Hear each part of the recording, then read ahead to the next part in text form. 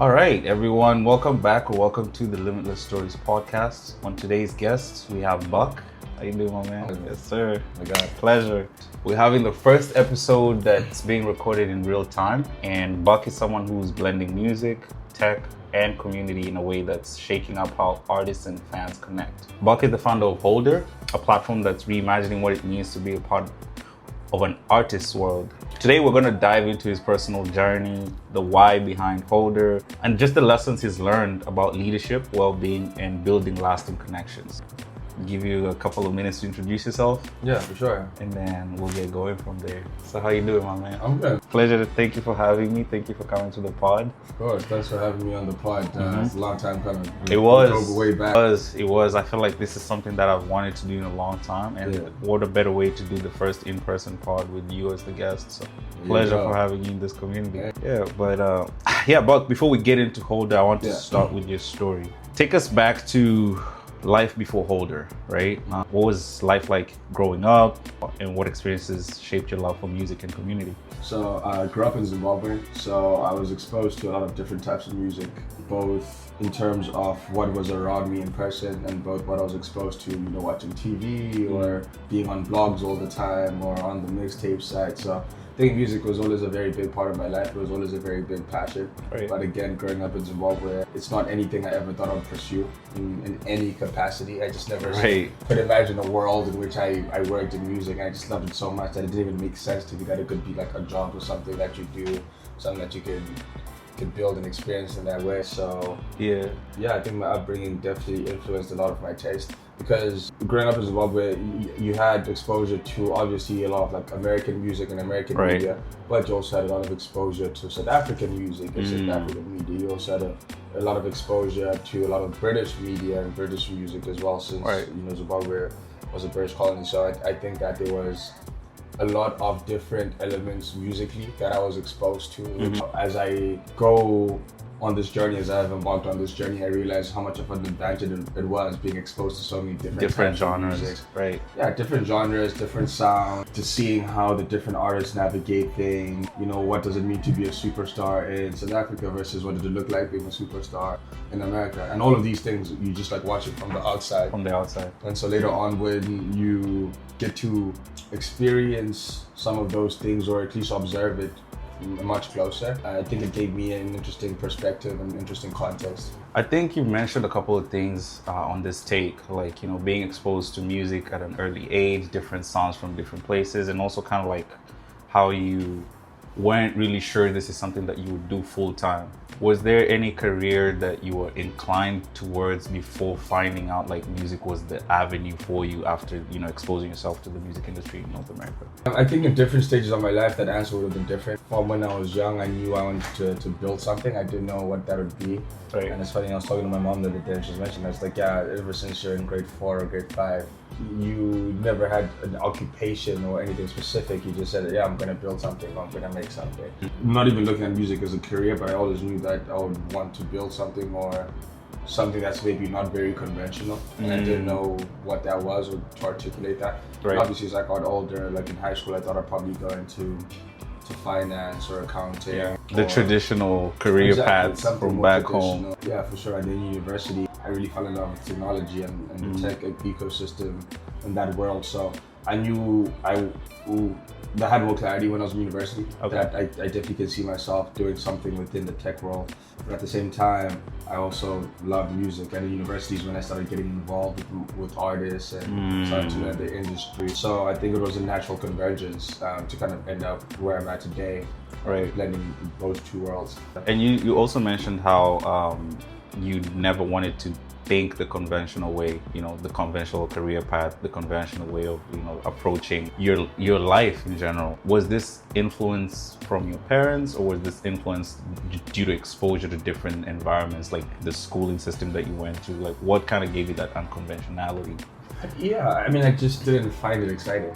That's just like, that's the simplest way. It's like, I pursued what excited me, and typically it wasn't the things that were conventional. Okay. So what I found interesting, if that makes sense. And that wasn't influenced by anybody? Oh, it was influenced by all of those things. My parents, where I grew up, how I grew up, things around me, the things I was consuming. I think I just realized that to an extent, you are able to determine the outcome that you want. And obviously it's never guaranteed, but a large part of how things work out kind of dependent on the decisions you make, the actions you take. There's other variables, right? There's luck, there's timing, there's location, who you're around, conversation. Nothing happens in isolation. So I think I had plenty of influences, both internal, external, societal, whatever is consuming. Yeah, I think that's always a good blend. Learning from your environment, the people around you.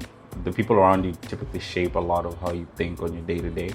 So I think that exposure to that life early definitely can impact how you were thinking at such an early age. Sure, and my dad always said, I'm paraphrasing here, but it's like, so it was kind of like you either adapt and acclimatize to whatever environment you're in, or you adapt your environment to what it should be in your view, whatever that looks like. An idea is an innovation in anything. That's a very interesting take, considering the fact that you moved from Zim to Canada. And those are two different environments. How do you see those two environments shaping you from what you were at the time in Zim and how you've evolved as this person in Canada? It's interesting. Growing up in Zim was really cool. I had a great childhood. I had a great high school experience, and I learned a lot. I think it's obviously a very different culture. I would say in Zim, it's a more homogenous society in the sense that on most topics, most people think the same way. If that makes sense. Like it's whether it's religion, whether it's social issues, for the most part. The grain is this way, this is where we're gonna go. And then moving to Canada, I realized there's so many, different beliefs, and it was interesting kind of moving from a place where didn't question as many things in terms of how I saw the world and what was going on, to moving into a place where you had to question everything. Because it's like, okay, you're realizing so many different people, so many different cultures, so many different environments. And that was a great experience. But I think I needed the balance of both. You know what I mean? Growing up in a place like Zim, where it's like you have to adapt by any means. Society doesn't function in the same way it functions here. Government doesn't function in the same way. And that has a lot of like domino effects in terms of day-to-day life, or ideologically how you see the world, how you see your... Yeah, exactly. I think when I moved here, one of the things that I struggled with was the freedom. You come from a place where you've been around your parents, there's a system of family guiding you where you're going, and then all of a sudden you're thrown into the deep end to a new country. Scary. And you gotta figure it out. And there's a lot of freedom that you feel from moving away from one country to another, because now you have a chance to literally carve out a way for yourself, a pathway that's completely different in a different continent.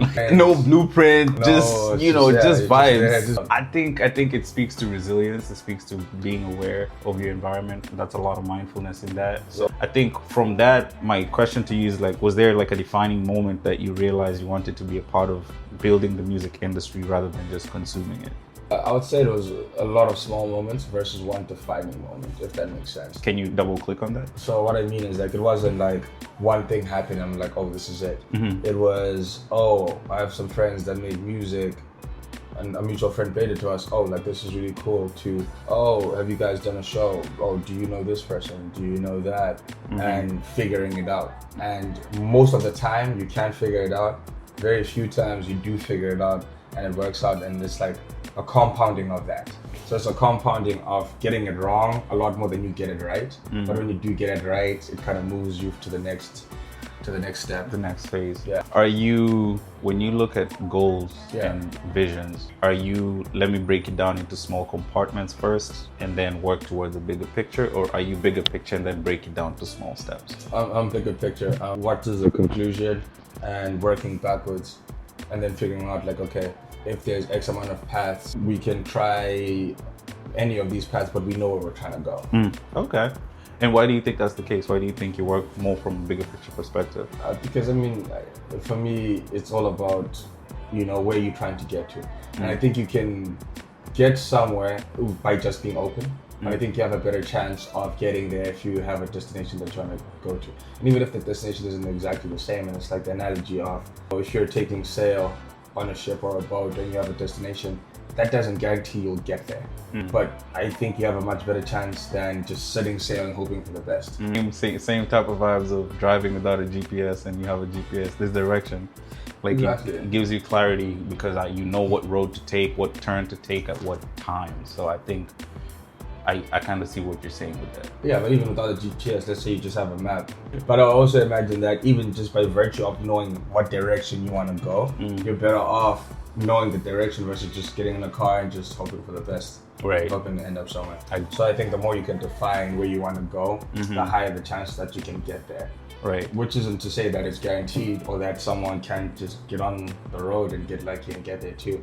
But it's like, do you want to, but to the best of your ability, can you be intentional about where you want to end up? Right. I think that intentionality speaks a lot to like your drive and ambition, and I think that is a good segue into like Holdr, the platform that you're a founder. For someone hearing about Holdr for the first time, what is it, and what gap does it fill for the fans and the artists? Yeah, I would say it's the ultimate way for fans to connect with their favorite artists. And then for artists, I'll say it's the ultimate way to build community, but not only build community, but create a business that can be sustainable. I think the music industry today revolves around volume. And what I mean by this is, let's say to make $3,000 to $4,000, you need 1 million people to listen to your music. Now that's very hard. It's very, very hard to do. 1 million people is a lot of people. And I think sometimes we're desensitized by these numbers because you have artists that have like 100 million people that listen to them. True. So it's an industry that you need a lot of volume if you're gonna make any money. But let's say you had the 1 million streams and you made $4,000. That doesn't account for any costs of recording the music, marketing the music. Doesn't account for you splitting up because you might have a producer that gets a percentage, you might have a manager that gets a percentage, you might have a label that gets a percentage. And it's very few artists that are able to make consistent or sustainable revenue do their music alone. And then you say, well, you know, you have merchandise, you have shows, but again, you still also need a certain amount of volume to be in a place where you can do those shows. Merchandise requires capital a lot of the time, or expertise to understand, okay, I need to order this is how I'm going to store it, this is how I'm going to fulfill it and everything else. So for us, we looked at it and said, what if instead of focusing on the volume, you can focus on community, and instead of focusing on the quantity of relationships, focus on the quality of relationships that you have with your fans. So how Holdr works is artists have private members clubs. It's a one-time membership fee for the fan, and that gives the fan access to perks like early access to tickets, invites to events, early access to products. It can be bundled with a product. So let's say the membership comes with a signed hoodie, or the membership comes with a vinyl. Completely up to the artist.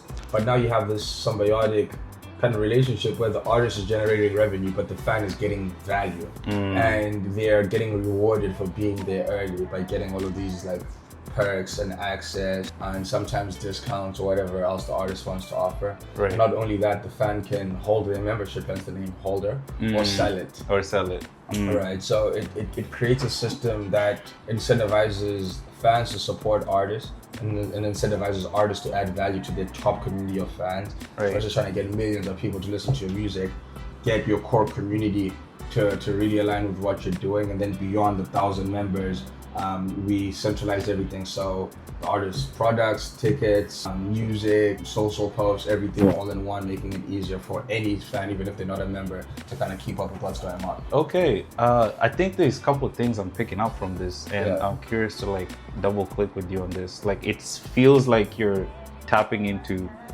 creating an ecosystem for the artists to be more efficient with what they do. Exactly. But at the same time, you're trying to tackle like a relationship community aspect feel with the fans. Exactly. What do you feel, is it like a symbiotic relationship where like you're trying to create from both angles, or is it more of like, I want the community to fulfill the revenue aspect? Like, are they interconnected, or it's... Yeah, they're interconnected, and I think that the ecosystem isn't just about connecting artists to fans, it's about connecting fans to fans, and connecting fans to artists, and connecting artists to other artists, and ultimately making an environment where artists again can build community, monetize, grow, and scale.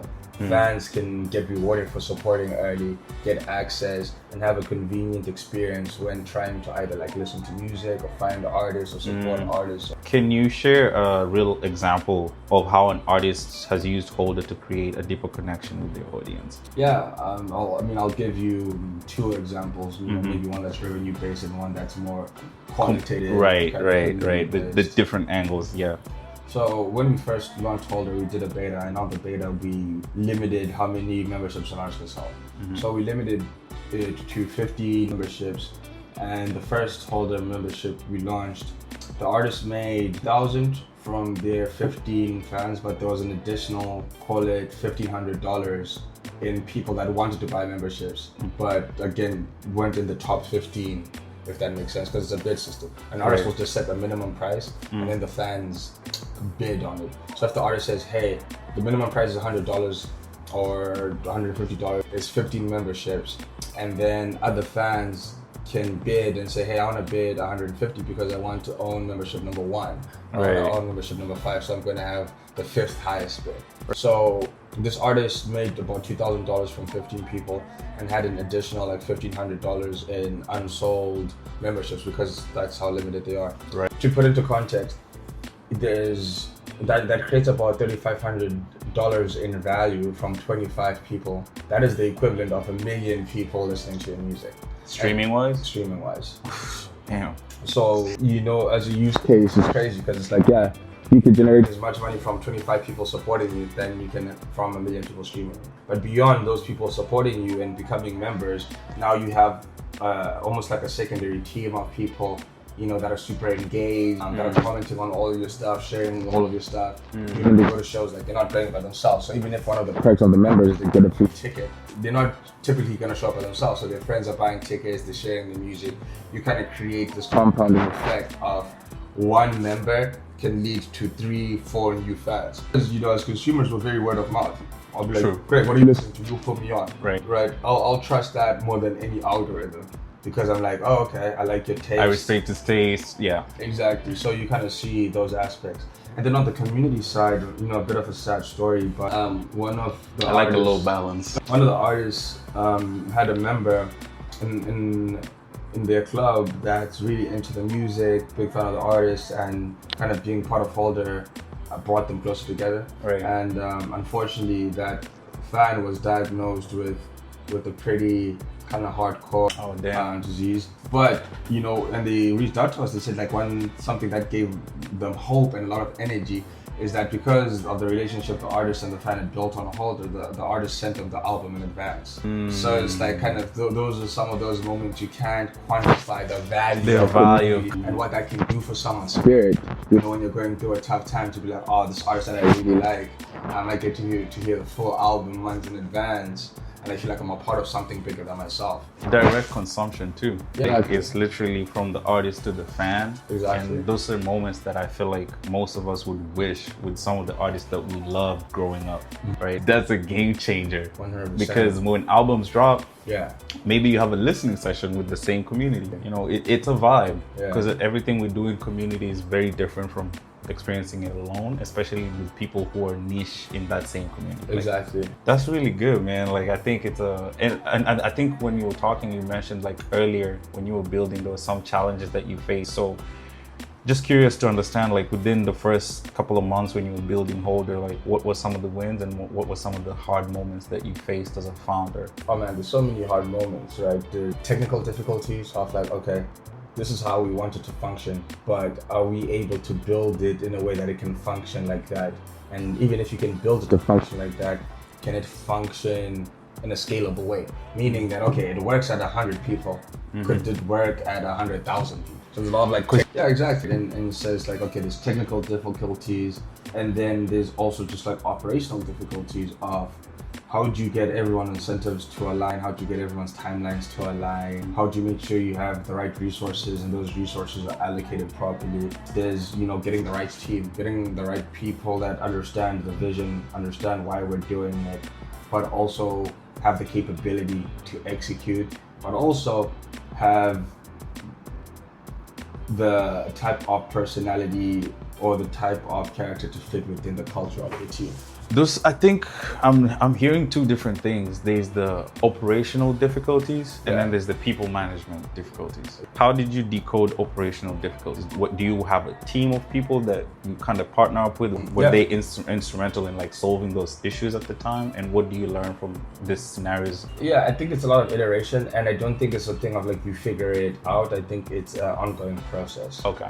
Yeah, it's ever evolving, because as you scale, whether you're adding more artists, more fans, more people to the team, more partnerships, it's going to require a different level of operational capacity than it did before. So I don't think it's like a start to finish, oh, now we have the operations figured out. Right. Because every single day you need to iterate on that and make sure that it's adapting to the stage of growth that you're in. And that is a lot simpler than the people part. The people part. Let's get into the people part, because I think as a leader of a company, there's always personality challenges. Yeah, for sure. Work ethic, like different culture, coming from different environments. What are some of those lessons that you're learning as you're navigating people management? Man, so many lessons. Well, I think number one, it's kind of talking about the direction thing, is to have a predetermined idea of what type of person is needed on the team. So similar to what we're talking about like to start off with the end destination in mind.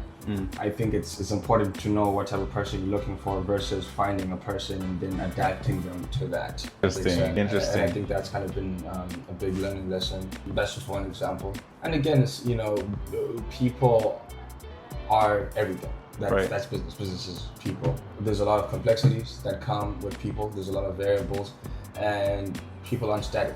Things change, right? When we start, you might be in this stage of your life, and then in a few months you're in a different stage of your life, and that obviously has an impact on your work or your time or your efficiency and all of these things. So I think it's just kind of staying in constant communication, having constant check-ins to make sure the values are still aligned, the priorities are still aligned, and the commitment is still aligned. And also not making it a situation of how you operate and how you think on other people, but understanding, okay, again, what's required, does a person have what's required, is this a fit for them, and is this a fit for us?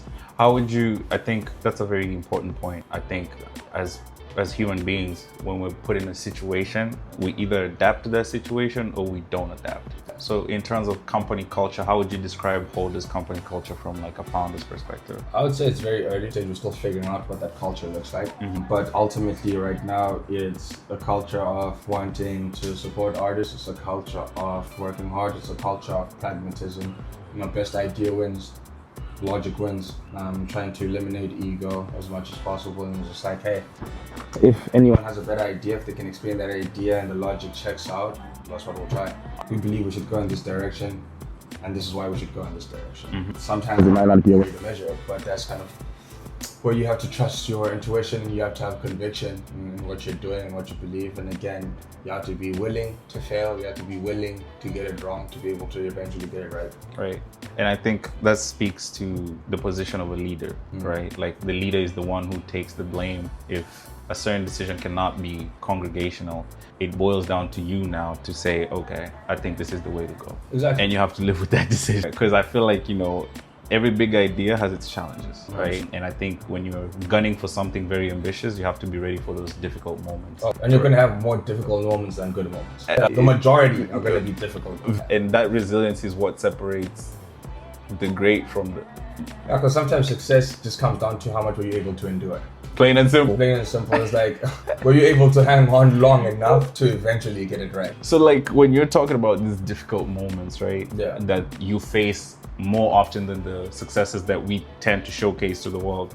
What does mindfulness look to you as a leader? Like when you're going through these high pressure situations, how do you handle those situations from a mindful perspective? I think just finding clarity. Take a moment to really think through ideas and be comfortable with the potential outcomes you can foresee. So if something doesn't work out, it's not a surprise. Operating as if every idea or everything will work out the way you think it will. I think clarity is less about the situation and more about your process. Every situation is going to be different. So there isn't a thing of like, okay, this is how you create clarity on the situation. I think you find a process that works for you. For me, it's thinking about it. It's talking to people that that I hold in high regard in terms of their ability to think and how they look at problems. It's doing research, and sometimes it's just what is the feeling and how strongly do I feel about that feeling, and also stepping back and understanding my own bias about that. So I think it's that process of like, okay, let me think about it, let me talk about it, let me try and determine if I have any bias or what might be pushing my decision. Which is not to say that because you have bias you shouldn't do it. No, I think sometimes bias has a functionality that's useful. Into that context of decision making. Exactly. Can you give us a real life example of when you had to implement this strategy from like a personal standpoint, or like when you're going through Holdr's decision making process? I mean, I think an example is, as we launch Holdr right now, it's going to be invite only. And it's counterintuitive because in technology, it's about scale, it's about volume, it's many people that we come on. But our thing is, if we're saying to artists, it's not about the quantity of relationships, it's about the quality of relationships. We have to embody that even how we think operationally. So it's not about the quantity of the artists that we have on Holdr, it's about the quality of the artist and the quality of the experience. Even if that means that it'll take us a little bit longer, that's a worthwhile sacrifice. Exactly. And again, like as you said, like the quality of connections is what builds the platform. So it makes sense for you to kind of like take that approach even as you continue to build. When are you planning to kind of launch this invite only? It's already live right now, so we already have artists and we're doing campaigns as we speak and rolling out stuff and building case studies. Okay, perfect. I mean, in terms of mindfulness, I feel like that's a very practical approach that works for you. And I think it's about showing up clear-headed when it matters the most. So exactly, yeah. It's really good for you in terms of like just the pressure situations that you face. Yeah. Right? And I feel like we talk a lot more about mindfulness and decision making, but also as a founder, you gotta stay fit, right? Like you gotta stay. How do you kind of stay in shape with the physical demands of being a founder in the music industry, late nights, early mornings? How do you balance that with your physical health that is so paramount to functionality as a... Yeah, I think, for me, working out is a good time to like de-stress or think or ideate. So I try every other day to do something active, whether it's going to the gym or cycling or even just doing like a workout at home. I'm on the move and I'm not able to get in the gym all the time. But it's just making sure I put some time aside for that. So even if it's like, okay, I didn't get to go to the gym, I didn't cycle, can I just do some push-ups before bed or something like that? And just kind of make it part of your day-to-day. Yeah. Right. Have there been moments where neglecting your physical health showed up to your work? Yeah, I would say so. Okay. I kind of like just pick out a very specific moment because again, every week is different, but definitely I feel the difference in productivity when I'm more active, more energetic, more sharp. Does that impact your relational capability with your workers, or it's more about just like your energy levels as a person?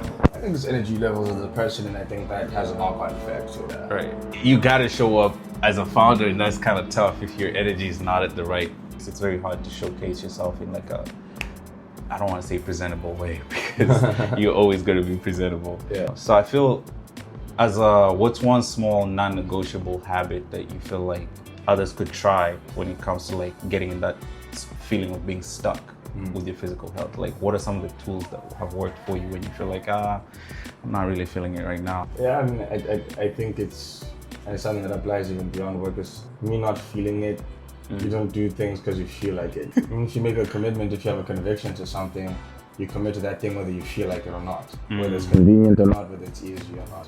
They show up regardless. Whether you don't feel like it, whether you feel like it. I guess that's and it's not easy. Oh, anyone can just do it.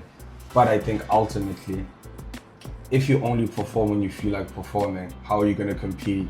Business, in essence, there's an aspect of competition. So it's like, okay, if people aren't using a Holdr, what are they doing to solve a problem? If they genuinely is a problem, they're doing something else to do it. So if I'm only operating when I feel like it, the alternatives that they can use are operating regardless of whether they feel like it or not. You're looking at it from a competition standpoint. Yeah, it's just like a practical, right? It's like it's also you have a responsibility to the people on the platform, to the team and everyone else, that it's not just about whether you feel like it because you made a commitment to see this through and to build it and work through it. So you don't have the luxury of only doing it when you feel like it. Right. Yeah, you gotta show up regardless. Yeah. Yeah. That's a practical way to look at it. And again, relationships are a big part of this community, whether it's relationship with yourself or with your body. There's also human relationships, right? When it comes to this industry, like the music industry, there's a lot of like connections that can go sideways sometimes. What have you learned about building genuine and lasting relationships in the industry? Yeah, it's like building genuine lasting relationships. Now, relationships need to be nurtured, and you have to be intentional with the relationships that you value and the relationships that you prioritize, and why you prioritize those relationships. So when you say you gotta nurture these relationships, in terms of the people on your team or the artists that you kind of collaborate with, what are some of the ways that you get to showcase yourself as Buck the person and Buck as Holdr? Because you're a person, but you're also a brand. Yeah. So how do you kind of go into these relationships to make sure that you represent yourself at a high level, but also represent Holdr at a very high level? Yeah, so I think with that is again nurturing the relationship. And sometimes it's, you know, it's adding value. It's also not just being transactional or checking in on people when you need something or only talking when you need something. One of those things, because a lot of people that I work with on Holdr, there's relationships I've had for years, and those relationships have nurtured, and there's trust that's built, and so on. It's now it's like it's a no-brainer. If the relationship was just transactional, then they look at it as a transaction, versus if you've nurtured that relationship, it's more than just a transaction. Yeah, and I think that speaks a lot to like the nature of relationships in Vancouver in general. From my experience, like a lot of people tend to just be transactional. If I can gain something from you right now, cool. After that, I'm not really going to check in on you. So it becomes a little bit harder to nurture those types of dynamics, because it goes a long way to just show up sometimes, right? Like, hey, how you doing? How's your business doing? Yeah. Just checking in, even on a personal level. How's your sister doing? Exactly. It goes a long way. So yeah, with relationship building also, there's a role of community in the music industry, as we know with Holdr. How do you see the role of community evolving in the music industry over the next years? Like, what role do you think it'll play compared to the current landscape where it's more like metrics driven? How does community impact the music industry? I think that's going to be the biggest game changer. I think that community is essentially the only differentiator. Because if you think about how much music is coming out, how much content is coming out, it's like the content itself and the music itself is not going to do too much to differentiate. Community is what differentiates. So for example, you can have an artist that has a lot of followers, but if they don't have community, those followers don't convert into tickets, those followers don't convert sometimes into streams or into products. You can have artists that have a smaller following but have depth in their community, and they might have a much bigger business than the artist that just has a lot of followers. And the differentiator there is really just community. Community, yeah. Right. Do you feel like that is as a result of fatigue in terms of like content consumption, or that's just a shift in perspective overall with like the music industry? I would say it may be a combination, but I think that it's always existed. There's always been artists that have closer relationship with their fans pre this era of the music industry. Right. I think right now is that because there's so much content, you know, estimates say that there could be, you know, 40 million new songs a year coming out. So again, it's like those songs aren't going to be a differentiator, but if you can build community around the songs or around the artist, that's kind of what allows it to grow. What do you think is the role of the bridge or the gap between AI and the music industry? Like, there's a lot of, you know, you listen to a voice that's been cloned by AI, and I could put out a song and making me sound like Kanye West, right? With Holdr, can I use AI to release music and still be able to formulate community with the technology that, let's say, I find deeper connections or be able to understand the fan base and what's working and why it's working versus the music part, or enabling a dummy account to be able to leverage someone else's name and likeness? I mean, with great things come challenges sometimes. Yes. I feel like a lot of people are only looking at the positive side of like tech evolution, but there's always a dark side as well. So like in scenario, I was just kind of like thinking out loud in a scenario of like somebody who's kind of doing like a image likeness or sound likeness, whatever the case may be, can they still profit from the platform? We'll avoid it to the best of our ability, because that's not why we built it. Because it's more about connection and community. Okay. Right now, what's the most exciting thing happening at Holdr? Oh man, like I think we have some really exciting campaigns. I think for me, it's genuinely working with artists that I'm a big fan of, that I've been listening to a long time, and helping them kind of bring some ideas to life, for me is the most exciting thing. Again, as you said, like this is something that you kind of knew you'd be a part of, but also living it as a reality is a different feeling. I could definitely see that. If you had a magic wand and you had to achieve one big goal over the next year, what would that be? To help as many artists create sustainable businesses as possible. Going back to the ecosystem and the why for Holdr is, I guess, long-term, short-term, it could work. For anyone who is listening and wants to get involved with Holdr, what's the first step? Yeah, just check it out, holdr.com, HOLDR.com. Find us on socials, and reach out and connect, and always open to chatting and collaborating. Make it sound like they can just find you on the street. As we kind of get into the closing section of this episode, if you could give one piece of advice to somebody who's chasing their vision, what would that be? Just do it. Just go for it. It's not going to be perfect. The first iteration isn't what's going to work, but don't spend time looking at all the scenarios, because what you can hypothesize is very different from the reality. So the closer you can get to trying it out, testing it out, whether it's releasing music, whether it's trying to start something, whether it's working with artists, just try it. Don't wait until you feel like the environment is perfect or the variables are perfect, because you'll be waiting a very long time. Do you feel like that has worked for you personally? I'll say so, yeah. Yeah, just do it. You can't control a lot of things, but you can control your effort and your attitude towards everything that you do. Exactly. So I think it's very self-explanatory if you just go out there and do it. Just try it and just do it, yeah. If you look back at your journey from the beginning to where you're at now, what's the one word that could summarize that journey separate from just doing it? Well, that's tough. Exploration. That's more than one word. So why exploration? You take that back. It's curiosity. Curiosity. Why do you feel like curiosity is the word that came into mind?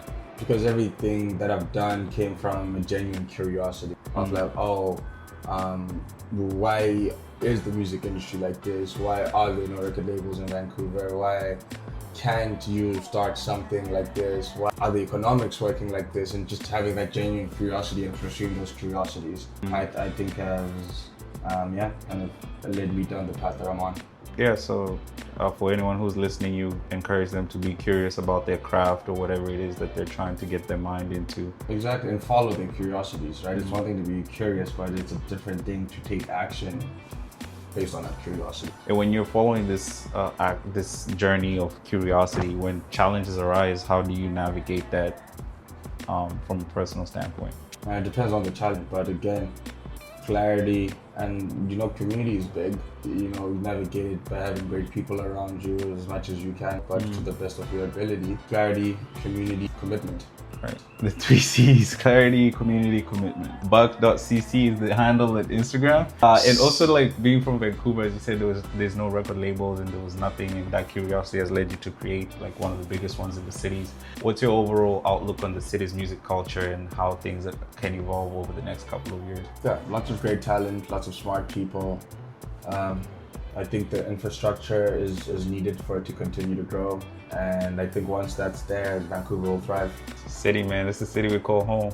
Man, Bucky, it's been a rich conversation, from roots to vision to the future. For everyone listening, check out Holdr. It's a platform that artists and fans connect. Very organic, very community oriented. You can also follow Buck on all socials, and remember, everyone's story is still being written. Thank you for coming to Limitless Stories, and appreciate you, Manji. Thanks for having me. Yes, sir.